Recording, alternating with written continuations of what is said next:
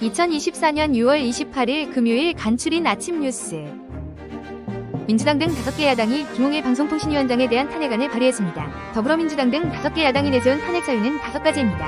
방통위에 위법한 이인 의견, 부당한 YTN 최다 액출자자 변경 승인, 방심위 관리 소홀의 직무유기, 국회 출석과 자료 요구 거부, TBS에 대한 관리 소홀 등입니다.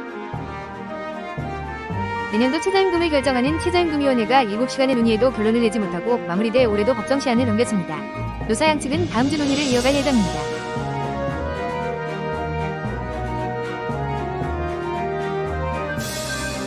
미국 대선을 앞두고 바이든 대통령과 트럼프 전 대통령의 첫 TV 토론 맞대결이 우리 시각으로 오전 10시에 시작돼 90분 동안 진행됩니다. 초박빙 대결 구도 속에서 이번 토론이 판세에 미칠 영향은 클 것으로 예상돼 긴장감도 커지고 있습니다. 정부가 북한 인권 상황을 기록한 보고서를 역대 2번째로 공개 발간했습니다. 지난해 새로 조사된 탈북민 100여 명의 증언이 추가됐는데요. 남한 노래나 영화를 유포했다는 등의 혐의로 주민들이 공개 처형된 사례가 처음 수록됐습니다.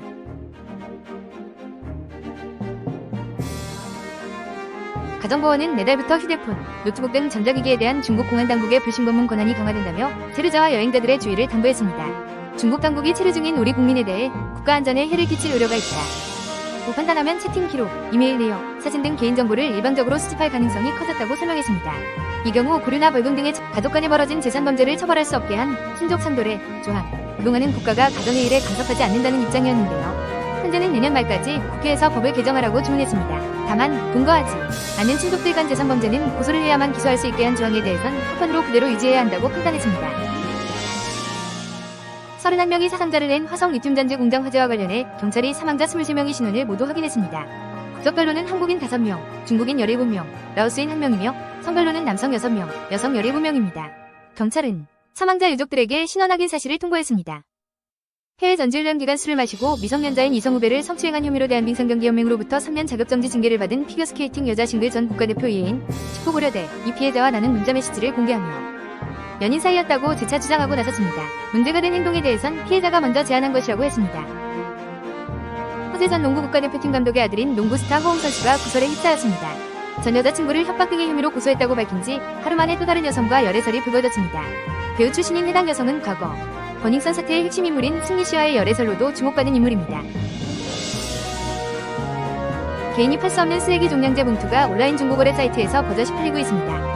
종량제 봉투는 한 해에만 10억 장이 넘게 쓰이는데 관리 책임이 있는 지방자치단체들은 재고량조차 제대로 파악하지 못하고 있습니다. 어제 경기 이천의 골프장에서 한 여성이 날아온 골프공에 맞아 숨졌습니다. 이 골프장에선 지난달에도 이용객이 다치는 안전사고가 있었습니다. 이 같은 골프장 안전사고 발생 건수는 해마다 늘고 있습니다. 지난 2017년 670여 건에서 2021년에 1467건으로 4년 만에 2배 이상 늘어났습니다. 이 가운데 타구 사고가 1103건, 카트 사고가 364건이었습니다. 국방부는 신병교육대 사고 관련하여 훈련병은 아직 체력이 충분히 단련되지 않았다는 판단에 따라 공개훈련의 등걸음이나 완전군장 상태에서 걷기 등 체력 단련 종목을 제외하기로 했습니다. 대신 필요한 경우 명상, 군법교육 같은 정시시험 목적의 교육을 실시하기로 했습니다.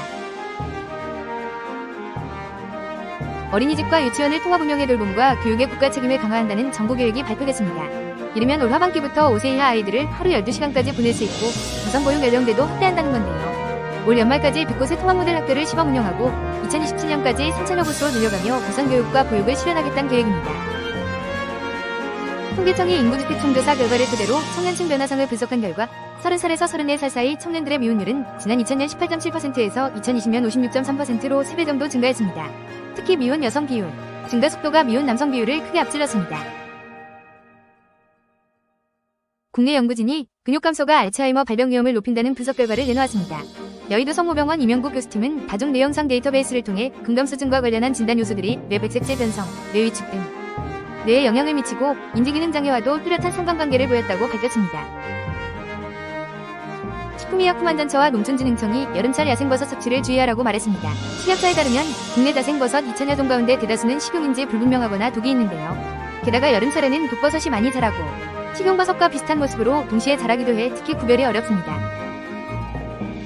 소방청에 따르면 5월 20일 이후 약 한 달간 119 구급대가 이송한 온열 질환자는 268명으로 지난해 같은 기간 96명에 비해 2배 이상 늘었습니다. 어지러움이나 구토 증상에 몇 달 전 2절반을 넘었고 열사병, 열경련, 열시신 등이 심했습니다.